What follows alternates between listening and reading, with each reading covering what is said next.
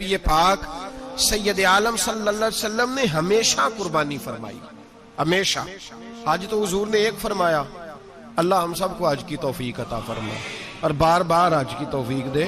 صحابہ نے 40 حج فرمائے ہیں، 50 حج فرمائے، حضرت فضیل بن عیاض نے 60 حج فرمائے۔ اللہ توفیق دے، قبول فرمائے اور اللہ سب کو بار بار وہ موقع نصیب فرمائے۔ تو نبی پاک صلی اللہ تعالی علیہ وسلم نے حج ایک فرمایا، قربانی حضور جس دن مدینے آئے اس وقت شروع فرمائی، اور ہر سال حضور قربانی دیتے تھے، ہر سال 2 جانور ذبح فرمائے۔ یا رسول اللہ صلی اللہ تعالی علیہ وسلم، 2 کا کیا مقصد فرمایا؟ ایک میری طرف سے، ایک میری غریب امت کی طرف سے۔ یا رسول اللہ صلی اللہ علیہ وسلم کس طرف سے فرمایا؟ ایک میری طرف سے، ایک میری امت کی طرف سے۔ کبھی فرمایا ایک میری طرف سے، ایک میرے اہل بیت اور میری امت کی طرف سے۔ 2 جانور حضور نے ذبح فرمائے، اور پھر میرے حبیب پاک صلی اللہ تعالی علیہ وسلم کے غلام مولا علی شیر خدا، ابن ماجہ کی روایت ہے، حضرت علی شیر خدا فرماتے ہیں کہ نبی پاک علیہ الصلوۃ والسلام 2 جانور ذبح کرتے تھے۔ خود حضرت علی کی جب باری آئی تو انہوں نے بھی 2 فرمائے۔ تو صحابہ نے پوچھا کہ علی 2 کیوں؟ 2 کس لیے؟ تو حضرت علی رضی اللہ تعالیٰ عنہ فرمانے لگے، مجھے میرے حبیب نے وصیت فرمائی تھی کہ علی تو نے 2 کرنے، ایک اپنی طرف سے کیا کرنا، ایک میری طرف سے کرنا۔ تو میں ایک اپنی طرف سے دیتا ہوں، ایک اپنے نبی پاک کی طرف سے دیتا ہوں صلی اللہ علیہ۔ 2 جانور۔ آپ لوگوں نے سنی ہوئی ہے یہ بات کہ مہینہ کھانا نہیں پکتا تھا حضور کے گھر میں۔ حضرت عائشہ فرماتی ہیں 3 چاند اور 3 سورج کٹھے کبھی نہیں دیکھے جب ساتھ روٹی بھی کھائی ہو، یعنی 3 دن مسلسل کبھی کھانا نہیں کھایا۔ قربانیاں کتنی دیں؟ بولیے۔ حضرت علی شیر خدا کا مکان کوئی نہیں اپنا، کوئی گھر نہیں بنایا۔ مولا کائنات شیر خدا، میں نے یہ بات پھر دوہرا رہا ہوں، پہلے بھی میں نے عرض کی تھی، پکا کرنے کے لیے دوہرا رہا ہوں۔ حضرت علی کا کوئی کاروبار نہیں بظاہر۔ بی بی صاحبہ فرماتی ہیں کہ کئی ہفتے صرف سرکہ اور کھجوریں۔ قربانیاں کتنی؟ اسی سارے صاحب لان ٹورے ہیں کہ ساڑھے تے لگ دیئے کہ نہیں، پکا۔ اور پھر جب بات ہوتی ہے دینے کی تو ماحول اور ہوتا ہے، جب لینے کی باری ہوتی ہے تو ماحول اور ہوتا ہے۔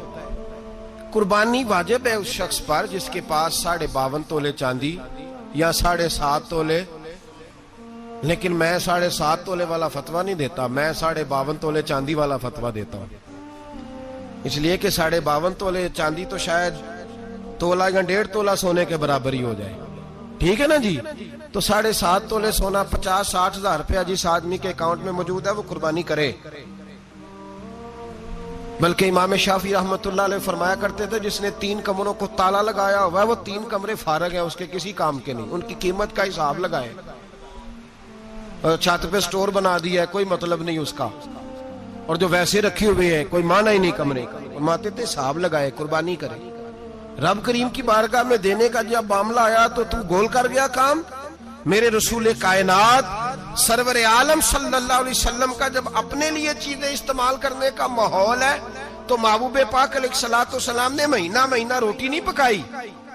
یہاں جو آدمی ہر جمعرات کو 4 کلو بکرے کا گوشت پکاتا ہے اور ہر تیسرے دن مرغی کا گوشت لاتا ہے، وہ قربانی کی باری آتی ہے تو کہتا ہے میرے پہ لگتی نہیں۔ وہ ٹھیک ہے ابا جی لے آئے، ابا جی کی طرف سے قربانی ہے، اس دفعہ ابا جی کی، اگلی دفعہ اماں جی کی، اس سے اگلی دفعہ دادی جی کی۔ او خدا کے بندو، جس آدمی کے پاس پیسے ہیں پہلے اپنی قربانی واجب ہے۔ میری بات کی سمجھ آ رہی ہے عزیزوں کو؟ جو آدمی صاحب استطاعت ہے پہلے کس کی قربانی کرے گا؟ وہ کمائی کرتا ہے، اس کے اپنے اکاؤنٹ میں تنخواہ آتی ہے، ابا جی کے اکاؤنٹ میں نہیں آتی۔ اس نے اپنا بینک بیلنس چوری بھی رکھا ہوا ابا جی سے۔ پہلے اپنی قربانی کرے، اگر اس کو شوق ہے، دل کرتا ہے تو ایک اور خریدے، پھر ابا جی کی طرف سے کرے۔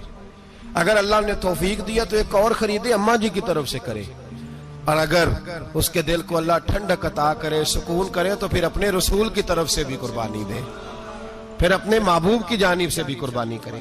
نبی پاک صلی اللہ تعالی علیہ وسلم نے ہر سال 2 قربانیاں دی، 10 سال، کل کتنی ہوگی 10 سالوں میں؟ بولیے۔ اور جب حضور حج کرنے گئے نبی پاک نے 63 اونٹ ذبح فرمائے، ایک اونٹ میں کتنی قربانیاں ہوتی ہیں؟ 63 اونٹ حضور نے ذبح فرمائے. اور حدیث بڑی مزیدار ہے. حضرت ابو ہریرہ رضی اللہ تعالیٰ عنہ فرماتے ہیں کہ جب اونٹ ذبح کرنے کی باری آئی تو ہم سوچ رہے تھے، پریشان تھے کہ یہ تو بڑا مشکل ہے ذبح کرنا، بڑا مشکل ہے، اس کو تو نہر کرنا پڑتا ہے، گرانا پڑتا ہے، باندھنا پڑتا ہے.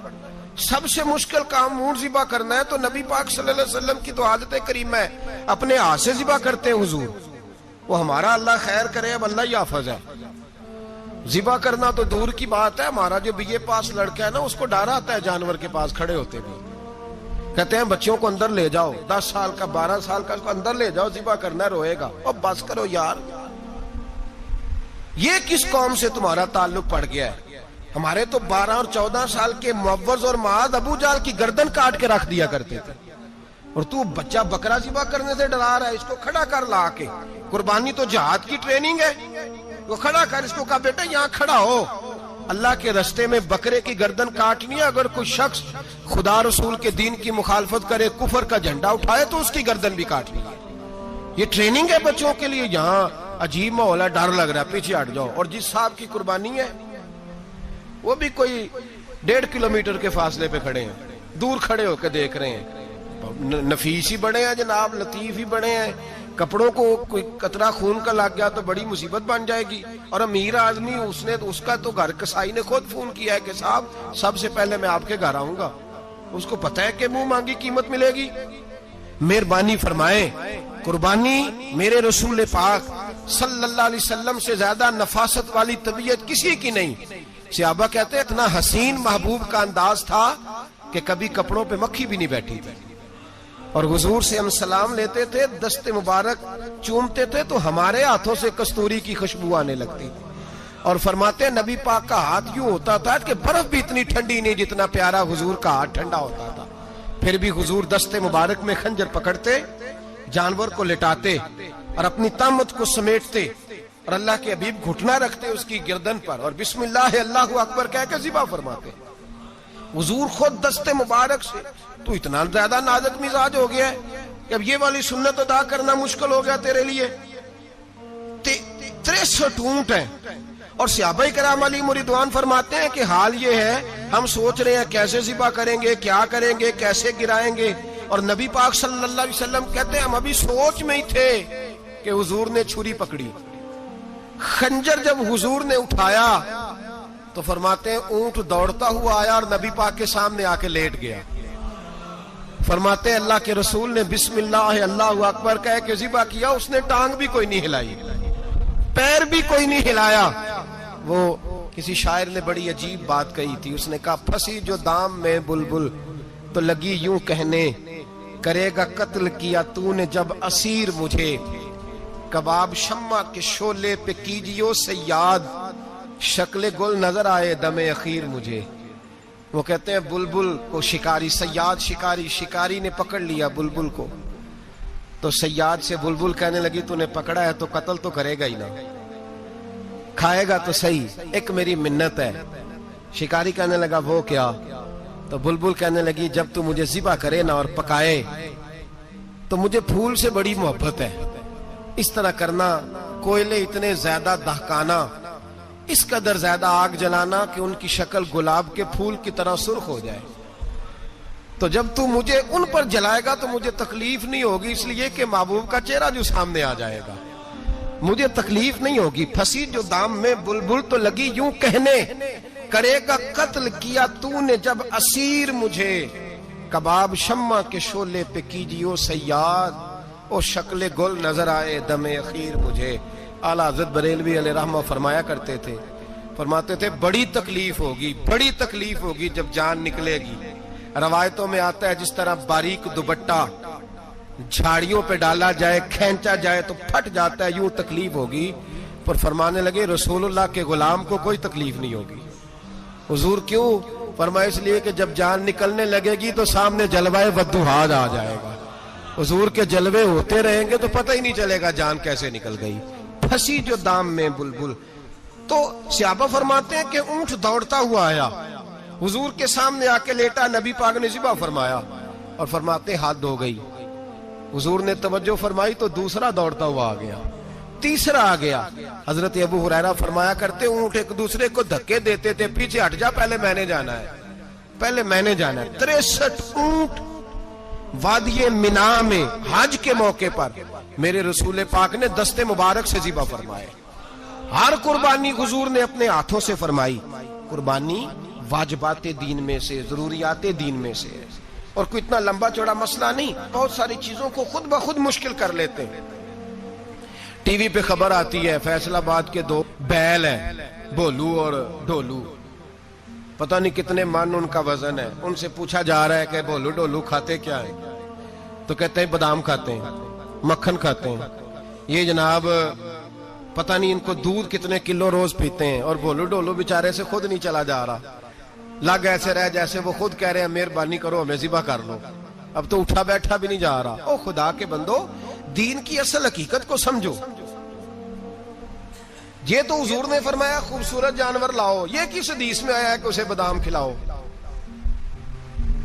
آج لوگ انسانوں کو روٹی نہیں مل رہی اور جانوروں کو بادام کھلا رہے ہو. اس کے حصے میں جو اللہ نے شے رکھی ہے نا وہ چارہ ہے. اس کو چارہ کھلاؤ اور اچھے طریقے سے پیٹ بھر کے کھلاؤ. جانور کو پیٹ بھر کے چارہ کھلایا جائے تو جتنی اس کی طبیعت ہوتی ہے اس حساب سے وہ صحت مند ہو جاتا ہے. باقی یہ تو آپ کسی شخص کو اتنا کھلا دیں کہ اس کا پیٹ اتنا بڑا ہو جائے, پھول جائے, تو وہ بیچارہ تکلیف میں آئے گا کہ نہیں آئے گا؟ یہ کس قسم کا ماحول ہے؟ ایک بکرا بکا ہے لاہور میں, اور سیٹھوں نے شرطیں لگائی ہوئی ہیں, میں 5 لاکھ کا لایا ہوں تو میں 9 لاکھ کا. یہ کیا چکر ہوا؟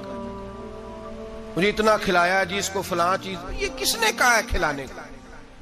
بادام کھانا کس حدیث میں آیا؟ کس صحابی نے اپنے بکرے کو بادام کھلائے؟ کس نے مکھن کھلایا؟ کس نے پیڑے کھلائے؟ بس کرو, عجیب تماشا لگ گیا. اور یہاں تو اتنی بری حالت ہو گئی ہے کہ عورتیں ناچنے لگی ہیں قربانی کے جانوروں کے آگے, بیبیاں بیچنے لگی ہیں. اللہ کے غضب کو آواز نہ دو. یہ قربانی ہے کہ ہر چیز کا, مذہب کی ہر شے کا مذاق بنا دیا ہے. جس دین نے عورت کی اپنی قربانی بھی ہو تو اس کو ذبح کرنے کی اجازت نہیں دی, مرد ذبح کرے گا. جو دین کہتا ہے کہ عورت ذبح نہیں کرے گی, وہ عورت بیچ سکتی ہے اللہ کے جانور؟ یہاں جس کا میں نے رمضان میں بھی کہا تھا, پھر بات دہراتا ہوں, سارا سال ناچتے گاتے ہیں, اور عید کا موقع آتا ہے تو 2-4 مولوی بٹھا کے وہ دین سکھانا شروع کر دیتے ہیں. کوئی پتہ ہی نہیں, کوئی خبر ہی نہیں. جس بوتل میں کل تک شراب بک رہی تھی اسی میں دودھ پلاؤ گے؟ جس برتن میں کل تک پیشاب تھا اس میں آج لوگوں کو شہد پلاؤ گے؟ بس کرو, یہ مذاق نہیں, یہ رسول اللہ کا دین ہے. نبی پاک سید عالم صلی اللہ تعالی علیہ وآلہ وسلم نے کوئی ذمہ عورت کے کوئی چیز نہیں لگائی ایسی جس میں اسے مردوں کے ساتھ شامل ہونا پڑے. اور عورت سمجھ ہی نہیں رہی کہ یہ اس کی تذلیل ہے, عزت نہیں. صابن بک رہا ہے تو ساتھ بی بی کھڑی ہے, شیمپو بک رہا ہے تو عورت اس کی جو ہے وہ ایڈ دے رہی ہے. یہ عزت ہے عورت کی؟ رسوا کر دیا تم نے ہر شے میں عورت. اب قربانی کا جانور بھی بی بی بیچے گی؟ غیرت کہاں گئی اس قوم کی؟ میرے رسول پاک سرور دو عالم صلی اللہ تعالی علیہ وسلم کو کسی نے آ کے کہا فلاں قبیلے کے لوگوں نے عورت کو سربراہ بنایا ہے, عورت کو آگے لگا لیا ہے. فرمایا تباہ ہو گئے وہ لوگ, انہوں نے عورتوں کو اپنے آگے پیشوا بنا لیا. جس رب نے عورت کو نبوت نہیں دی, امامت کرنے کا حق نہیں دیا, کس چکر میں لوگ پڑ گئے؟ 5 لاکھ کا جانور کس لیے لائے ہو؟ 5 لاکھ کا تفاخر کے لیے, دکھانے کے لیے؟ تو اگر 50,000 کا 60,000 کا بھی جانور لاتا تو اچھا آ جاتا. اور 50,000 کا جانور لائے تو 5 لاکھ میں کتنے آتے ہیں بولے؟ تو 10 جانور ذبح ہوں گے تو کتنے غریبوں تک گوشت جائے گا, کتنے گھروں کا بھلا ہوگا. ہر چیز کا چکر الٹا کر دیا گیا ہے. اور صرف حج کے لیے ہوتی تو میرے رسول پاک ہر سال قربانی نہ کرتے, اور میرے نبی پاک قربانی دینے کا حکم. ایک اور بات بڑی لوگ پوچھنے لگے, کہتے جی گائے کی ہوتی ہے, بھینس کی بھی ہوتی ہے کہ نہیں؟ چلو جی اب نئی بات نکل آئی. حدیث پاک میں لفظ آیا اونٹ کا, نبی پاک نے فرمایا بکرا 1 سال کا, گائے 2 سال کی, اونٹ 5 سال کا. حدیث میں لفظ آ گیا اونٹ کا. آپ کو بندہ کہے پہلے بتائیں نر کا کہ مادہ کا, تو میں کدھر سے آپ کو حدیث نکال کے دوں جس میں نر بھی اور مادہ علیحدہ علیحدہ ہو؟ حدیث پاک میں ذکر آ گیا دمبے کا، مینڈے کا. اب باقی جو سارے جاگ رہے ہیں نا، اب غور فرمائیں، باقی ایک بکرا ہے، ایک چترا ہے، ایک دمبا ہے، ایک دیسی بکرا ہے، ایک پہاڑی بکرا ہے، تو علیحدہ علیحدہ لفظ کہاں سے نکال کے دیے جائیں؟ یہ ساری انواع ہیں، اقسام ہیں، نوع ہیں. اسی طرح بھینس بھی گائے کی ایک قسم ہے. امام اعظم ابو حنیفہ فرماتے ہیں النوع منہ، یہ اس کی ایک قسم ہے، نوع میں سے ہے، گائے کی نوع میں سے ہے. آپ عام لفظ بولتے ہیں تو کہتے ہیں بکرا چترا گائے بھینس، عام لفظ ہے نا. تو جب گائے کہہ دیا تو اب کو بندہ کہے گائے آیا تو پہلے بتائیں گائے تو ہے تو اس میں بیل شامل ہے کہ نہیں؟ تو گائے کی جتنی قسمیں ہیں نا، ہمارے محدثین بھینس کو گائے میں شامل کرتے ہیں. بھینس گائے کی ایک قسم ہے. تو نبی پاک صلی اللہ علیہ وسلم نے جب گائے کا لفظ استعمال کیا تو بھینس اس کے اندر آ گئی. تو اگر گائے کی قربانی جائز ہے تو بھینس کی قربانی بھی جائز ہے. اگر بیل کی قربانی جائز ہے تو کٹے کی قربانی بھی 100% جائز ہے. اس کے اندر 7 حصے ڈالے جائیں گے، اسے قربان کیا جائے گا، یہ جائز ہے. اگر آپ صریح لفظ نکال کے دکھانے کو کہیں گے تو پھر تو بڑی چیزوں میں لوگ الجھ جائیں گے. پھر کیسے نکالا جائے گا خسی کی جائز ہے کہ نہیں، جو خسی نہیں اس کی جائز ہے کہ نہیں، فلاں کی. تو ان تفصیلات، ہاں بہت ساری چیزوں کی تفصیلات حدیث میں ہیں لیکن ساری چیزوں کی موجود نہیں. اس لیے میرے عزیز یاد رکھیں، بھینس کی قربانی بھی ہوگی، گائے کی بھی ہوگی، بیل کی بھی ہوگی، کٹے کی بھی ہوگی. جن کی نہیں ان کی نہیں. ہم نے کبھی کہا ہرن کی قربانی بھی ہوگی یا مرغی کی قربانی بھی ہوگی. تو حدیث مبارکہ کے اندر جو چیزیں موجود ہیں ان کی جتنی اقسام ہیں ان سب کی قربانی کرنا ہاں جائز ہے. اور میرے نبی پاک صلی اللہ علیہ وسلم نے فرمایا جانور خوبصورت ہو، لنگڑا نہ ہو، کانا نہ ہو، زخمی نہ ہو، خوبصورت جانور لاؤ، اس کو لا کے ذبح کرو. لوگ کہتے ہیں چلو اتنے پیسے اللہ کے راستے میں دے دیں تو یہ کافی نہیں کافی. مسلم شریف میں، بخاری شریف میں میرے نبی پاک سید عالم صلی اللہ تعالی علیہ وسلم نے فرمایا 10 ذی الحج کو اللہ کی نظر میں ابن آدم کا سب سے پسندیدہ عمل. لیکن نا 10 ذی الحج کو، کل 10 ذی الحج ہے تو بڑے کام ہوں گے، فجر کی نماز بھی ہوگی، تکبیرات تشریق بھی پڑھی جائیں گی. آج فجر سے شروع ہو گئی نا، 9 کی فجر سے لے کر 13 کی عصر تک تکبیرات تشریق پڑھی جائیں گی. اللہ اکبر، اللہ اکبر، لا الہ الا اللہ واللہ اکبر، اللہ اکبر وللہ الحمد، اللہ اکبر، اللہ اکبر، لا الہ الا اللہ واللہ اکبر، اللہ اکبر وللہ الحمد، اللہ اکبر، اللہ اکبر، لا الہ الا اللہ واللہ اکبر، اللہ اکبر وللہ الحمد. کوشش کریں جب بھی پڑھیں 3 بار پڑھیں. تکبیرات تشریق بھی پڑھی جائیں گی، فجر کی نماز بھی کل ہوگی، عید کی نماز بھی ہوگی، لوگ اور بھی کو ذکر اذکار کریں گے. لیکن میرے نبی پاک صلی اللہ علیہ وسلم نے فرمایا 10 ذی الحج کو اللہ کو اپنے بندے کا جو کام سب سے زیادہ پسند ہے وہ یہ ہے کہ وہ اللہ کے راستے میں جانور کا خون بہائے. حالانکہ نمازیں بھی ہیں، اذکار بھی ہیں، تکبیرات بھی ہیں، سارا کچھ ہے، پر اللہ کو سب سے زیادہ کیا پسند ہے؟ جانور کو قربان کرنا. یہ اللہ کو بڑے خوبصورت لفظ نبی پاک علیہ السلام نے فرمایا قربانی کا جانور قیامت کے دن اپنے سینگوں اور کھروں سمیت آئے گا، اور جس نے قربانی کی ہوگی اس کی بخشش کروا کے اسے جنت میں لے کر جائے گا. تو فرمایا ابن آدم کا سب سے پسندیدہ عمل یہ، سب سے پسندیدہ، کہ وہ 10 ذی الحج کو قربانی کریں، کوشش کریں خود ذبح کریں اپنا جانور. یہ حضور کی سنت ہے. یہ نہ ہو سکے تو نبی پاک صلی اللہ علیہ وسلم نے اپنے ہاتھوں سے ذبح کرنے لگے حضرت فاطمہ کا جانور.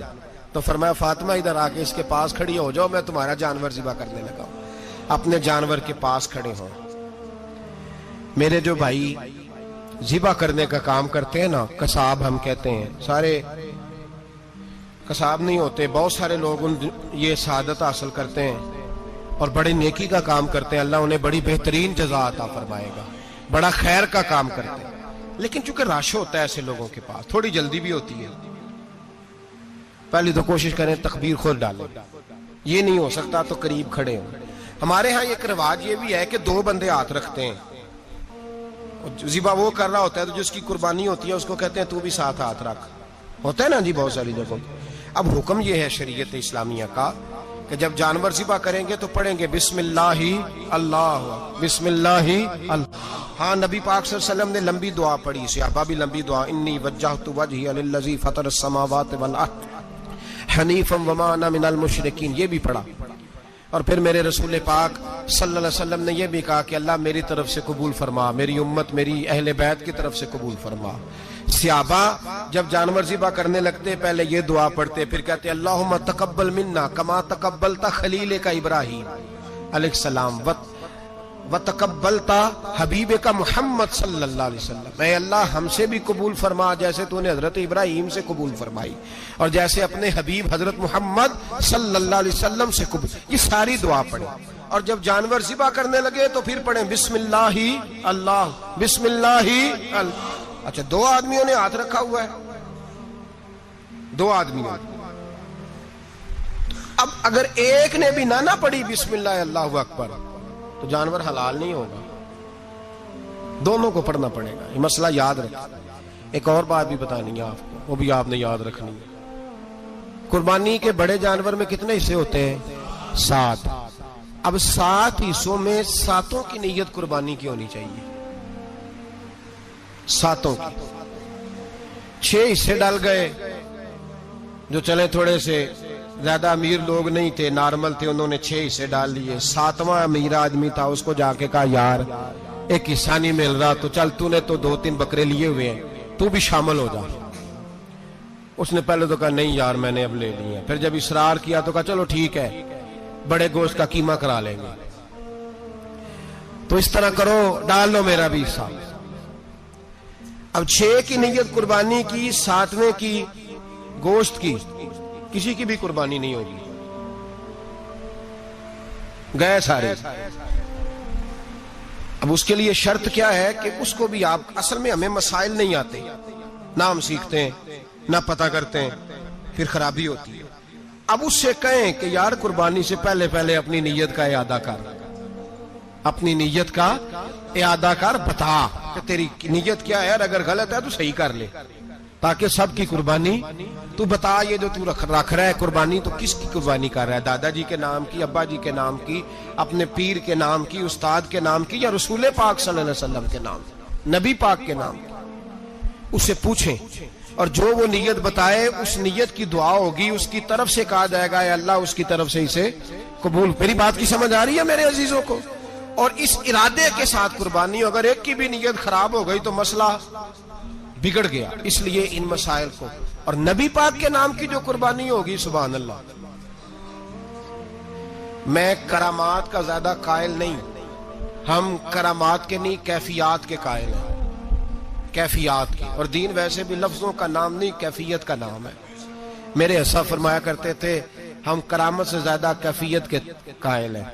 اگر مرید ساری زندگی کرامتیں سناتا رہے اور کبھی اسے مدینے جانے کا شوق ہی پیدا نہ ہو، کبھی نبی پاک کے نام پہ آنسو نہ آئے، تو پھر کرامت کا فائدہ نہیں، کیفیت تو ملی نہیں اسے، ہم کیفیت۔ اسی طرح ہم نظرانے کے نہیں، نظر آنے کے قائل ہیں۔ تو بھائی یہ یاد رکھ لیں، کیفیت کا نام دین ہے، نبی پاک کے نام کی قربانی۔ میں قائل تو نہیں کرامت کا، لیکن ایک بات میں نے اپنے ایک استادوں سے، ایک بزرگوں سے سنی ہے، میرا دل کرتا ہے وہ سنا دوں آپ کو۔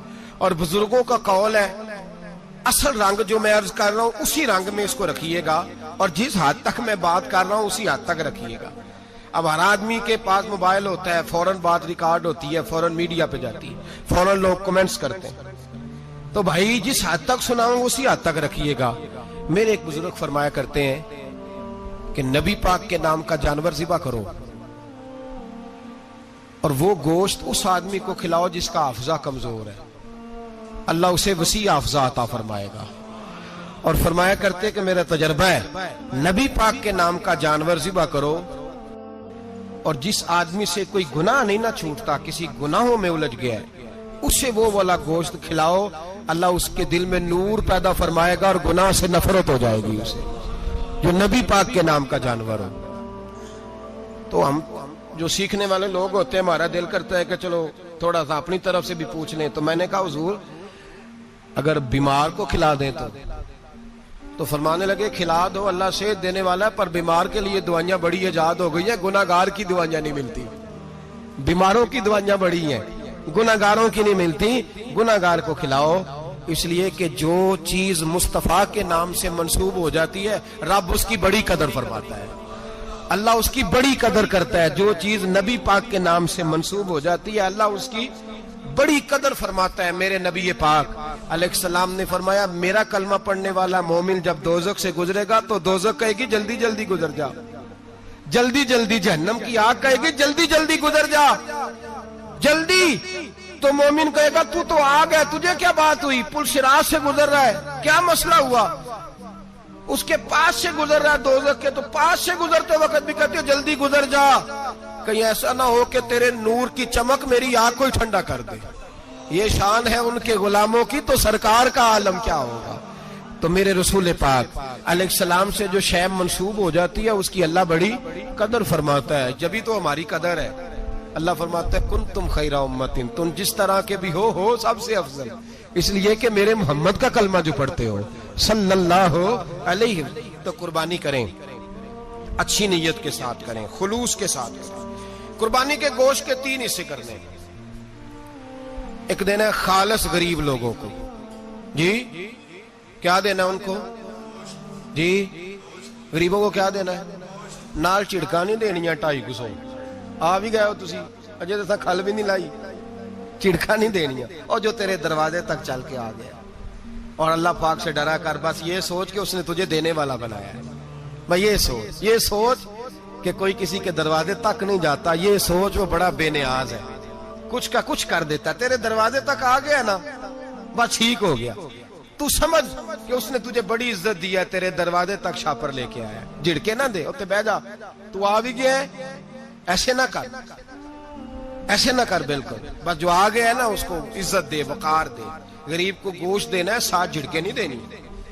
और उसको बड़ी अजीब बात है, चौधरी साहब बैठे हुए हैं, 2 पंखे चल रहे हैं और उन्होंने जनाब बड़ा सोफा रखा हुआ है और टप में गोश्त रखा हुआ है और गरीब आदमी लाइनों में लगे हुए हैं। थोड़ी देर के बाद में चाय पीनी, बस कर यार बस कर, बेपरवाही वे एक सज्जन दी जिथे किसे दी पेश ना जावे, उन्हें ताजा वाले दर दर रोले ते मंगते हैं तख्त बिठावे।